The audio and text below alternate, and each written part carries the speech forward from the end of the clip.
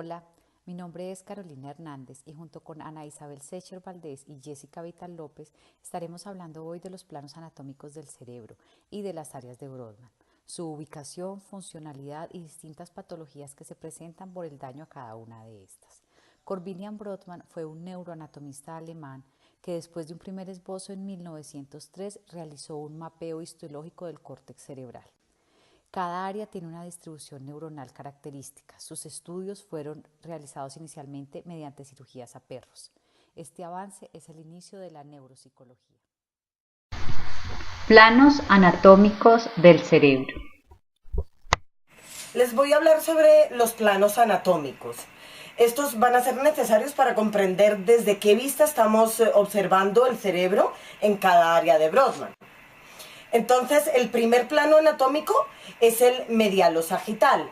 Este ocurre aquí. Este corteoplano nos divide el cerebro en los dos hemisferios y nos permite una vista medial hacia el centro y lateral, estos lados. El segundo plano anatómico es el plano coronal. El plano coronal es un corteoplano que ocurre aquí y este nos va a dividir el cerebro en una vista rostral y una vista caudal. Rostral hacia el rostro y caudal hacia la parte posterior. Después tenemos el plano anatómico transversal, horizontal o axial. Y este corte ocurre efectivamente así, de manera horizontal, como su mismo nombre nos indica, y este nos va a dar una vista ventral. La vista ventral ocurre abajo y nos va a dar una vista dorsal. Esta es la vista ventral abajo y la vista dorsal del cerebro es arriba. Entonces lo va a cortar así.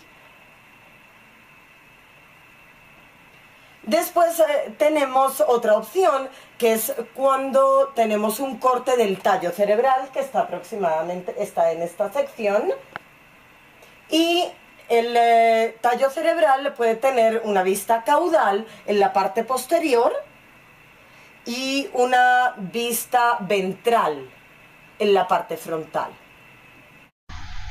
Áreas de Brodmann. De esta manera, podemos encontrar que la corteza somatosensorial primaria corresponde a las áreas 1, 2 y 3. Se localiza en el giro poscentral desde una vista lateral y en su extensión medial en el lóbulo paracentral. Se encarga de recibir todas las sensaciones táctiles, articulares y musculares del lado contralateral del cuerpo. Los daños a esta área producirán confusiones en la percepción táctil del individuo, sean la temperatura, presión, dolor o tacto. En 1950, el neurocirujano Wilder Penfield representó en forma de homúnculo el mapa motor cortical, es decir, representó de manera pictórica las divisiones anatómicas de la corteza motora primaria y la corteza somatestésica primaria. El homúnculo es básicamente un mapa de la corteza cerebral donde se muestra que cada órgano y sentido del cuerpo posee su lugar en el cerebro. De modo que si el cerebro recibe un estímulo en cierta parte de su corteza, se activará la parte del cuerpo a la cual pertenezca esa parte del cerebro. En el mapa se muestran partes del cuerpo que tienen un mayor tamaño al que deberían en una persona normal. Esto se debe a que la corteza cerebral, el espacio correspondiente a cada órgano, está definido por la sensibilidad del tejido y no por su tamaño. Nos trasladamos ahora al área 4, corteza motora primaria, que está localizada en el giro precentral. Es el área de proyección que controla la motricidad voluntaria del lado contralateral del cuerpo. Digamos que ella inicia el movimiento de manera burda para ser luego refinada si es necesario por otras estructuras cerebrales. Participa en la iniciación del movimiento voluntario, siendo muy destacada la acción y control que ejerce sobre los músculos distales de las extremidades contralaterales. Simultáneamente, la corteza motora suplementaria tiene una importante función en la programación de patrones de secuencia de movimientos que comprometen a todo el organismo. El área de la corteza dedicada a cada región mencionada es proporcional a la delicadeza del control fino del movimiento realizado por cada parte del cuerpo. La lesión de la corteza motora primaria produce marcada paresia contralateral, flacidez, reflejos tendinosos exagerados y signo de Babinski positivo. Sus lesiones, además, pueden causar movimientos espásticos y dificultosos como la epilepsia jacksoniana, y su destrucción o daños muy severos pueden ocasionar hasta parálisis en los miembros afectados. El área sensitiva secundaria corresponde a las áreas 5 y 7 de Brodmann. Es un área de asociación y se ubica detrás del giro postcentral que vemos aquí, es decir, en el lóbulo parietal, este. Es esencial para las áreas somatosensoriales primarias que mencionamos, que también tienen una organización somatotópica respecto a las modalidades del tacto, sentido de posición, presión y dolor. Su mayor función, principal función, corresponde a los movimientos voluntarios dirigidos hacia un destino, en relación con la integración de los estímulos visuales. Las lesiones o daños irreversibles en estas áreas pueden ocasionar ataxia óptica, es decir, que la persona es incapaz de dirigir los movimientos hacia el objeto que ve con claridad. Revisemos el área premotora, que se puede ver en el área 6, esta. También se llama área motora secundaria. Controla los movimientos asociados que acompañan a los movimientos voluntarios. Y esta área impulsa a ejecutar el movimiento. Su función es organizar los movimientos que se originarán o aquellos donde intervendrán los estímulos visual, táctil o auditivo. La lesión o el daño en esta área producirá apraxia, que es la dificultad para realizar movimientos diestros, secuenciales y complejos, tales como caminar y motricidad fina. En el área 8 es la motora suplementaria y está asociada a los movimientos oculares. La información somatosensorial es procesada luego en las áreas del giro supramarginal, área 40, que es el área sensitiva terciaria, esta.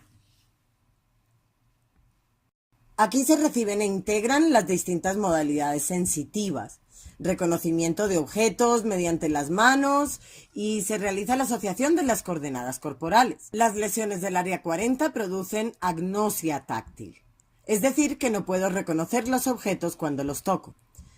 Junto con el área 39, en el giro angular, representan el área del esquema corporal. Las lesiones en esta área hacen que el enfermo no reconozca partes de su cuerpo como propias.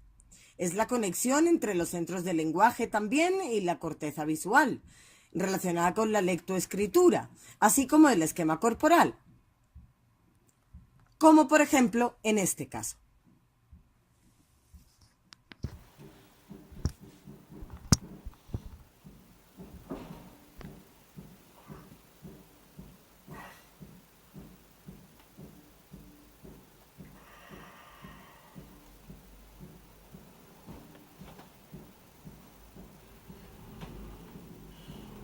¿Qué es esto? ¿Qué es esta porquería? ¿Qué es esto? ¿Qué pasó? ¡Mierda! Alguien me puso una pierna de muerto encima. No me la puedo quitar de encima. ¡Auxilio! Llegamos a una parte muy interesante, la corteza prefrontal, que corresponde a las áreas 9, 10, 11 y 12. Esta corteza está muy desarrollada en el hombre y allí tienen lugar el comportamiento social, el control de los impulsos, el cálculo matemático, las predicciones, la empatía, el juicio, entre otros procesos mentales superiores de pensamiento. Su daño puede ocasionar una lesión bilateral, un ser menos creativo. Por ejemplo, una persona que era ordenada y limpia se transforma en todo lo contrario, desordenado y sucio. El caso del trastorno antisocial de la personalidad es clave para entender a qué nos referimos cuando hablamos de la corteza prefrontal, las funciones que mencionamos en las áreas 9, 10, 11 y 12. La persona con trastorno antisocial no percibe el mismo esquema moral que los demás. Su moral no existe como tal y no puede sentir empatía por los demás. Es decir, que si al otro le duele algo, él no puede sentir ese dolor. Si el otro llora, él no siente ganas de llorar. Puede imitar estas cosas, pero no puede sentirlas por los demás. Veamos ahora el área del sistema límbico, que corresponde a las áreas 23, 24, 28, 29, 30 y 35. Se encuentran en la región medial del cerebro, rodeando al cuerpo calloso. Presenta estrategias de comportamiento relacionadas con los instintos y las emociones. Estas estructuras forman parte del sistema límbico, amígdala, hipocampo y corteza orbitofrontal. Las áreas 28, 29 y 30 hacen parte del sistema de la memoria. Hola, mi nombre es... Yo tengo 30 y... Bueno, el caso es que hoy estoy aquí grabando esto porque hace unos meses... No. ¿Tú me estás grabando? Una de las funciones más importantes y que nos caracteriza como seres humanos es el lenguaje. Este se lo debemos a las áreas corticales de Broca y Wernicke. Empecemos por las áreas corticales de Broca, áreas 44 y 45. Su función es la producción del lenguaje hablado, incluyendo en la 45 el significado y generación de las palabras. Los daños en estas áreas pueden producir varios tipos de afasias, que son dificultades e imposibilidades para entender el lenguaje o incluso emitirlo, a pesar de que nuestros sentidos, tanto de la visión como de la audición, estén intactos. Cabe destacar que la función del lenguaje solo se concentra en el hemisferio derecho. De igual importancia, el área de Wernicke, ubicada en las áreas 22, 39 y 40, en la región de la corteza asociativa auditiva en el lóbulo temporal izquierdo de los humanos. El área 39 se encarga del procesamiento semántico, es decir, entender el significado de las palabras. También el procesamiento del lenguaje escrito o la lectoescritura. El área 22, que es el procesamiento del lenguaje hablado, hace la distinción entre el lenguaje verbal y no verbal. Esta área, junto al área de Broca, se conectan por medio del fascículo longitudinal superior o arqueado. El resultado de esta conexión es la voz interna. La afasia de Wernicke es provocada por un daño en esta área e impide la comunicación, ya que quien la padece no emplea un orden lógico de unidades de significado, es decir, que sus palabras no tienen conexión unas con otras. Sin embargo, estos asegura que se están comunicando con total claridad y no comprenden por qué la otra persona no les entiende cuando hablan. Hola Juan, ¿me podrías contar por favor qué hiciste el día de ayer? Pues ayer yo estaba sentado cuando llovió y me dio en la cabeza y pues tenía ganas de ella en el pollo y pues eso estaba haciendo mucho. Más, sí, mucho. Uh-huh. Y Juan, ¿me podrías decir también qué está haciendo tu gato en este momento? El gato estaba aquí, no sé si se escucha la sirena, porque algunas veces cuando nos íbamos para Santander estaba caliente la caja de la arena, porque pues había como 20 y yo tenía bastante azul del piso que me parece que se mojó en la tarde, no llovía.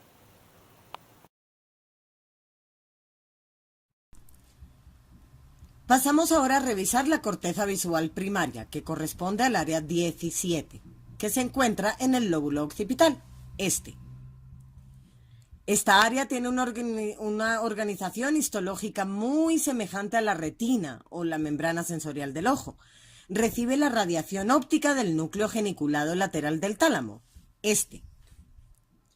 La función principal de estas áreas es fusionar la información que viene de ambos ojos, visión binocular, y analizar la información respecto a la orientación de los estímulos en el campo visual. La lesión en el área 17 produce ceguera completa de una zona del campo visual, cuya extensión dependerá del tamaño del área lesionada. Hemanopsia homónima, cuando se produce la pérdida de la visión en la mitad contralateral del campo visual. Y la cuadranopsia, cuando se produce pérdida de solo un cuarto del campo de visión.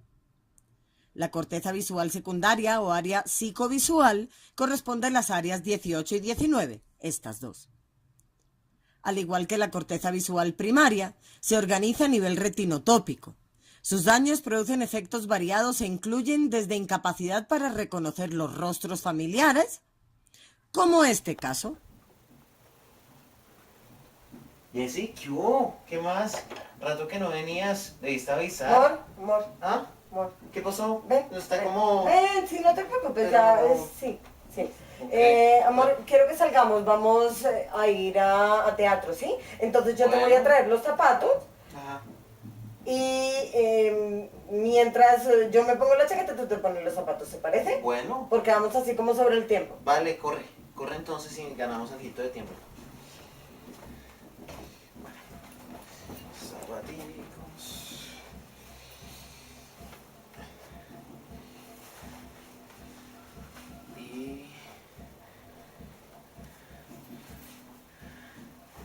Y listo. Mi amor, ¿ya estás? Sí, me falta un zapato, pero no, lo raro es que no sé a qué hora se subió mi otro pie allá. Qué curioso. Pues lo subirías tú. Creo que me puedo ir poniendo mi sombrerito mientras tanto. Se atascó esto, ¿no?